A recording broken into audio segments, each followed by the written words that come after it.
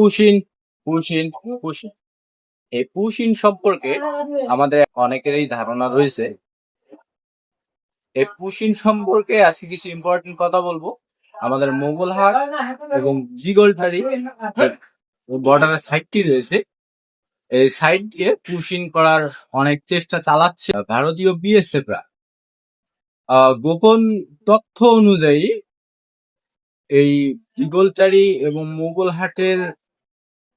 মোগলহাট সীমান্তের কাছে তারা একটি গোডাউন করেছে, যে গোডাউনে তারা এই ভারতের যে লোকগুলো রয়েছে যাদের পুশিং করবে তাদেরকে একত্র করতেছে এই গোডাউনের ভিতরে, করে তারা সময় বুঝে পুশিং করবে বাংলাদেশে।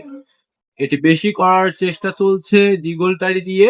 আর দ্বিতীয়ত হচ্ছে মোগলহাটের যে চর অঞ্চলটি রয়েছে নদী পার হয়ে এই জায়গাতে। আমি এতটুকুই বলবো যে আমাদের যে এলাকাবাসী লোকজন রয়েছে তারা সজাগ থাকবেন। সবার আগে আমাদের দেশকে ভালোবাসতে হবে। আর দেশের মানুষ হিসাবে বিজিবিদের সাহায্য করা আমাদের একান্ত কর্তব্য।